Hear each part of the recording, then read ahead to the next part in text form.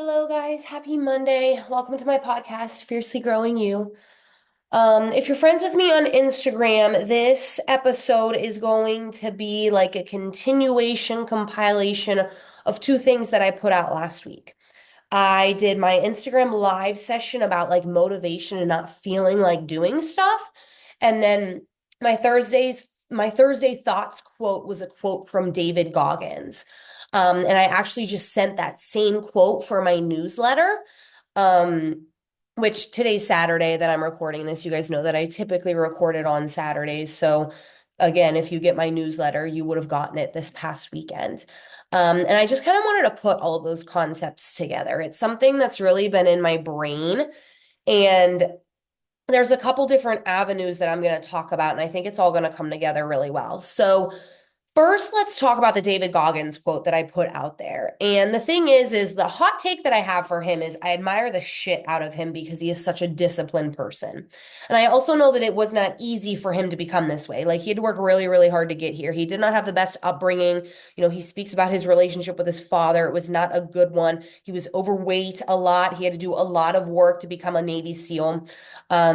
And now he's a motivational speaker and he does like all kinds of crazy like ultra marathons and all of that. And that just takes pure amount of hard work and discipline. The average person cannot go out there and do things like that. So I respect the shit out of him. But the hot take that I have about him is that he can be such a hard ass about things. And I understand that he's earned that because he has worked so hard to get where he is. And it's not like it was just handed to him, right? Like he had his own challenges that he faced to get there. But sometimes he tries to make things so black and white. And you guys know that I don't believe that those things are black and white. If it was as easy as, oh, let me just master my thoughts and I can do anything. Well, no fucking shit. Of course, if it was that easy, we all be fucking ultra marathoners with our perfect physiques, perfect marriages, dream jobs, all that shit.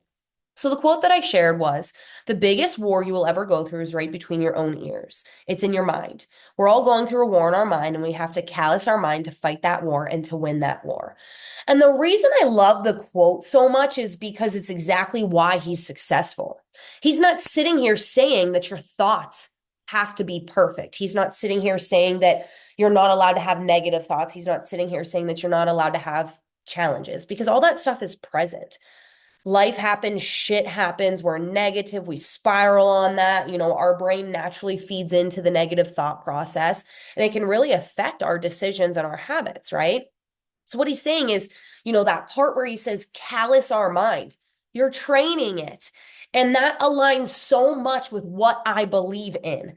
You can train yourself to do virtually anything, physically and mentally. Now, is it going to take a long time? Probably. That's something that I put in my newsletter. It's probably going to take you years to change your mindset. And when somebody hears that something's going to take a long time, they don't want to do it. Point blank. I've worked with enough people over the last 3 years. I've seen it with students in the classroom. I've seen it with their families. I've seen it across the board. People don't want something to take a long time. We live in a world that feeds off of instant gratification. And of course, I share about this, with my relationship with food.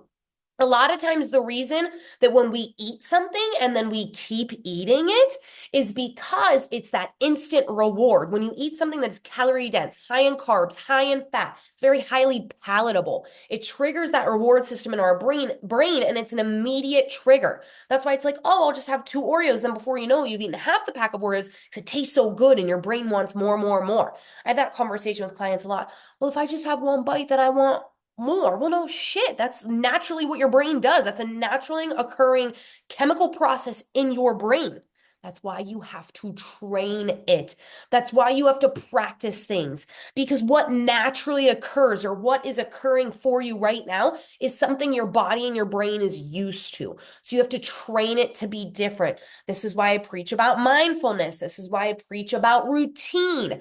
No, I don't fucking feel like going to the gym after work. You guys know I hate my job right now. My quality of life is not the best.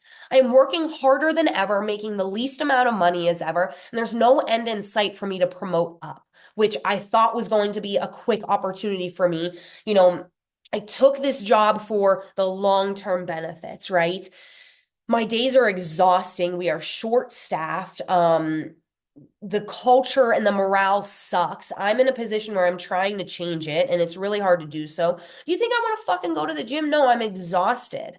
Okay. I want to be able to focus on my business. I want to be able to focus on my clients. I want to coach full time.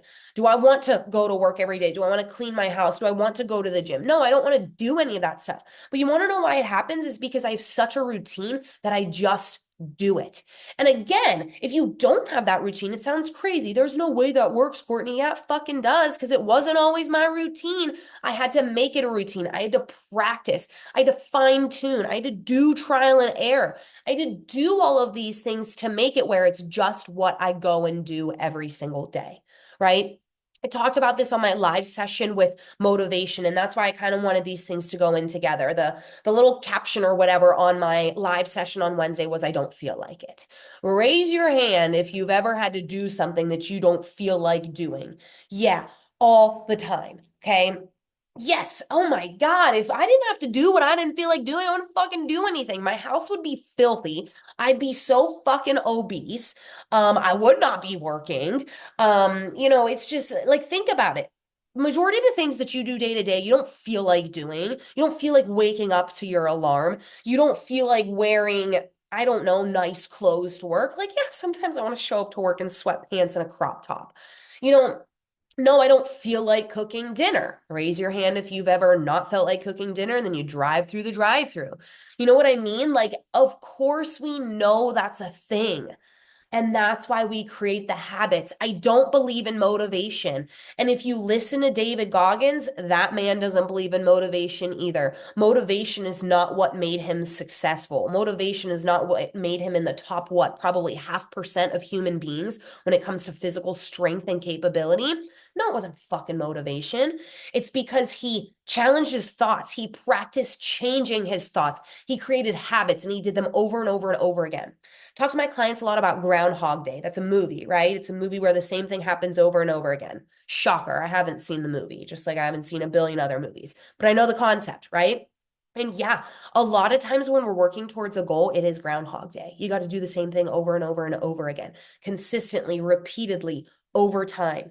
That's what's going to motivate you because it's just going to be what you do. That's what's going to make your thoughts more positive and stronger. So when shit hit the fans and life tests you and things get hard, you can still do it. Okay. I shared a lot with you guys last year. I've been thinking a lot about this. And I'm sure maybe it's something that I'll talk about a little bit more. There is a quote that I don't know, this might have been a quote that already existed. It's something I plan on sharing on social media eventually. It's on my list, but it's a quote that I came up with myself. And I'm not going to speak on where it came from and why it kind of like developed in my brain, but the quote is, sometimes you are not as important to people as you think you are. And that shit fucking hurts, right? And I've been thinking about that in my life, right? I think about what my last 12, 13, 14 months of life have been. And they, for the most part, they've not been good. And I've shared it with you guys. Joel and I were struggling in our marriage so much. He was deployed. It was such a hard deployment because of what he was doing over there. We were trying to survive. We were trying to decide if we were going to separate or not. Before he left, we knew our marriage wasn't going to make it. Um, and through that deployment, I decided to go back to teaching. I was training for a half marathon. I had arguably the best physique I've ever had, and it all went to shit, right? I relapsed, and I shared all of that with you guys, and I shared with you the binge eating and the bulimia and the self-harm and just completely throwing all of my habits into the ground. And the reason I shared it with you all is because even though I've spent years practicing this lifestyle, I literally for a living help other people practice this lifestyle. You can still fall off. And it all came back to my thoughts. Okay. That's what it came back to. And no, it's not that black and white.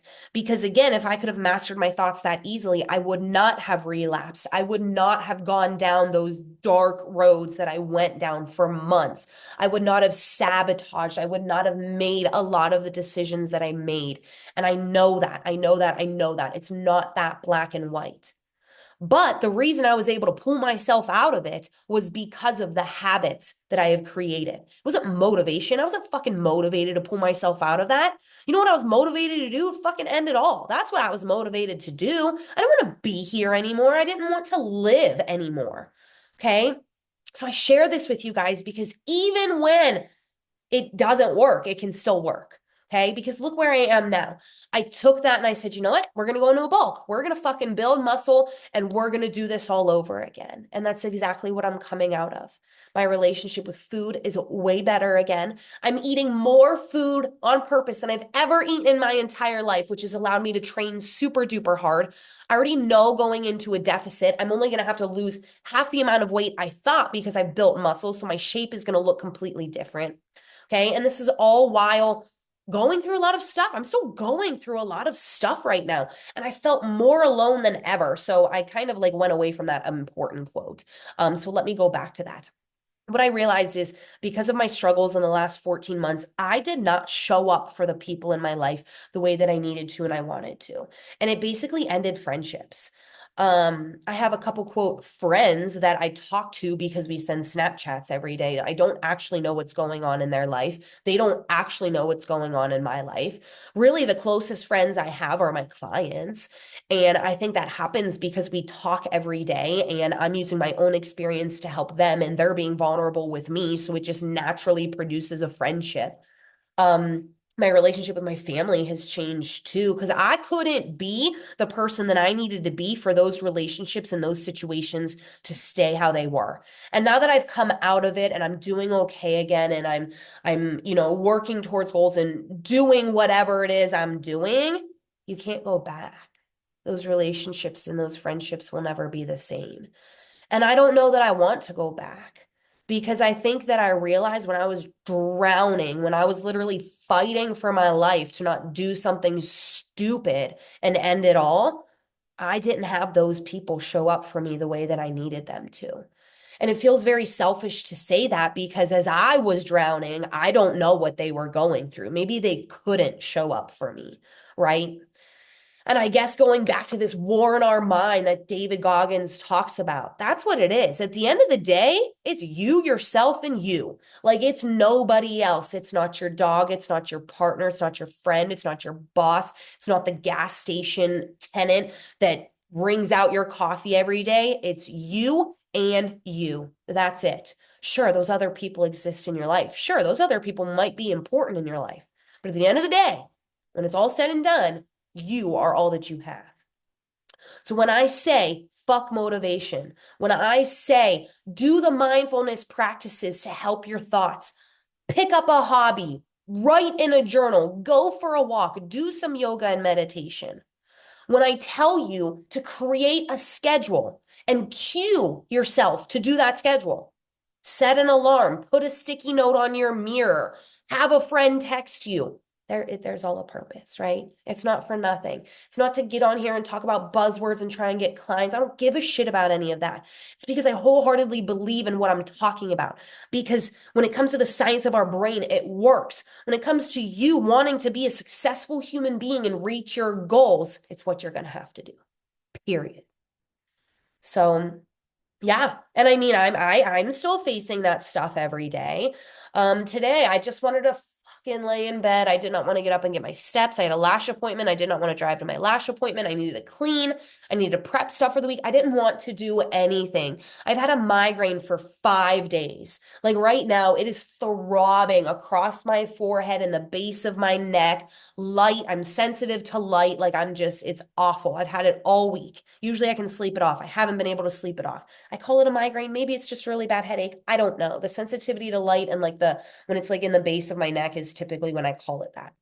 I didn't want to fucking do anything.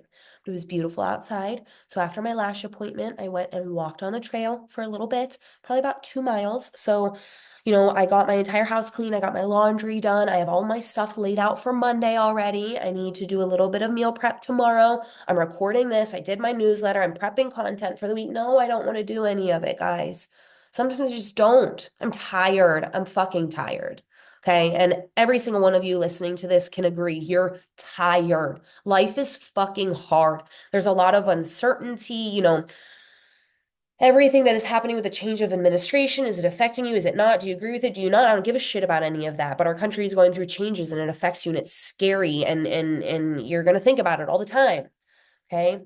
So yeah, that's why I believe in these things. That's why I want to keep talking about it. That's why I want to keep putting it out there. So I don't know. I hope this helps you guys. I hope I'm doing something. That's really all I want to do. Some days I feel it, some days I don't.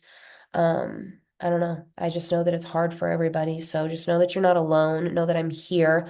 I'm more than happy to just talk. God, talking helps. Sometimes I don't want to talk because it's like, does it help? Does it change anything? There's no way of knowing for sure, but it's not stuck in your fucking brain if you're talking about it. Maybe you need advice. Maybe you just need to dump it out. Either way, it's going to be beneficial. So. I hope you guys are having a great Monday, a great week, whenever it is you are listening to this. If you've made it this far, again, thank you so much for following along. If there's anything you want to hear about, I'm all ears to those ideas. I know I combine some thoughts I've already put out there, but what happens is I go on my Instagram live and I talk. And then after I reflect on it, I'm like, shit, I could have said this, I could have said that. And then I put content out there, Transformation Tuesday, Thursday thoughts, Friday, foodie Friday, my personal posts that I put on Saturdays or Sundays. Then after I post, I'm like, shit, I should have put this, I should have done that. So sometimes it's nice to come on here and bring everything full circle because it lets me touch on what I've already put out there, but build on it and, talk about the things that have been amazing. So, all right, guys, take care of yourselves. Because like I said, you are all you have. Let me know if you need anything and we'll talk next week.